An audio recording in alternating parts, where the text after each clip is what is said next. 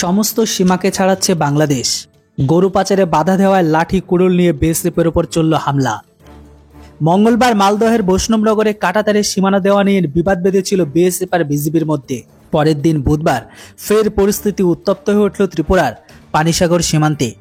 এই দিন ফের একবার বিএসএফের উপর লাঠি কুড়োল নিয়ে চড়াও হলো বাংলাদেশি দুষ্কৃতী দল। বিজেপি এমনকি বাংলাদেশের কিছু ইসলাম পড়া গ্রহণকারী কট্টরবাদী ইসলামিক মোল্লাতন্ত্র দুষ্কৃতীগুলো বারবার অন্তে কার্যগত কঠিন পরিস্থিতির মুখে পড়তে হচ্ছে বিএসএফ জওয়ানদের। জানা গিয়েছে বুধবার ত্রিপলি পানিসাগর সীমান্তে বাংলাদেশি দুষ্কৃতীদের ভীষণভাবে আক্রমণের মুখে পড়ে যায় বিএসএফ।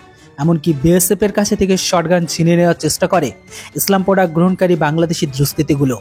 ত্রিপুরা সীমান্তে এই দিন বাংলাদেশি গরু পাচারকারীদের বাধা দেয় বিএসএফ জওয়ানরা। তারপর তাদের উপর লাঠি কুড়োলের মতো ধারালো অস্ত্র নিয়ে চড়াও হয় তারা। শুধু এখানেই শেষ নয়, বিএসএফ জওয়ানদের থেকে বন্দুক ছিনিয়ে নেওয়ার চেষ্টা করে সেই সমস্ত ইসলাম পড়া গ্রহণকারী দুষ্কৃতী দলগুলো। পরিস্থিতি উত্তপ্ত হয়ে উঠলে আক্রমণের মুখে পড়ে শান্ত ছিলেন বিএসএফ জওয়ানরা।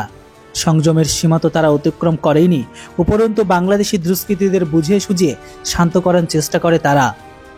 মঙ্গলবার মালদহের বৈষ্ণবনগর সীমান্তে কাঁটাতারের বেড়া দেওয়া নেই, সেখানেও সংঘাতে জড়ায় বিএসএফ আর বিজেপি। বৈষ্ণবনগরের সুখদেবপুর এলাকায় প্রায় 100 মিটার এলাকায় কাঁটাতারের বেড়া দেওয়াকে কাজে লাগিয়ে বিএসএফ বাধা দেয় বিজেপি।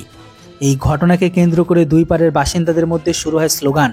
আমাদের এই পার থেকে শুরু হয় পাল্টা স্লোগান। তবে শেষমেশ প্রশাসনের হস্তক্ষেপে নিয়ন্ত্রণে আসে পরিস্থিতি। বিএসএফ আর বিজেপির মধ্যে ফ্ল্যাগ মিটিংয়ের পর কাঁটাতার বেড়া দেওয়ার কাজ শুরু করে। তবে আপনাদের জানিয়ে দিই, হাসিনা সরকার পতনের পরে থেকে ভারত বাংলাদেশের সম্পর্কের পতন হয়েছে। উপরন্তু বাংলাদেশের অন্তর্বর্তীকালীন নোবেলজয়ী সরকারের মুখ্য উপদেষ্টা ইসলাম পড়া গ্রহণকারী কট্টরবাদী টেররিস্ট সমর্থনকারী মোহাম্মদ ইউনূসের নীরবতা আর প্রচ্ছন্নতায় বুঝিয়ে দিচ্ছে ভারত বিরোধিতায় তার মদত রয়েছে। এমনকি সাম্প্রতিক সময়ে প্রকাশ্যে যুদ্ধের জিগির তুলে দেখা গিয়েছে তাকে। বাংলাদেশের প্রাক্তন সেনাকর্তাকে যুদ্ধের উস্কানি দিতে শোনা গিয়েছে। ওভারঅল পরিস্থিতি নিয়ে ভারতের বিএসএফ এর তরফ থেকে সম্পূর্ণ রুলসকে চেঞ্জ করে দিয়েছে। কেউ যদি বেড়া বা কাঁটাতারকে কাটার চেষ্টা করে বা 100 মিটারের মধ্যে কোনো ইনলিগাল অ্যাক্টিভিটি বা কোনো অবৈধ ব্যক্তিকে দেখা যায় বা কেউ যদি 2 নম্বর কাজ করতে গিয়ে ধরা পড়ে বা করার চেষ্টা করে, তৎক্ষণাৎ তাকে গুলি করা হবে।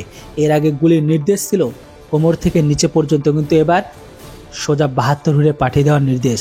যেটা হয় বিএসএফ এর তরফ থেকে সিদ্ধান্ত শুনে আপনারা কতটা খুশি অবশ্যই কমেন্ট বক্সে লিখে জানান।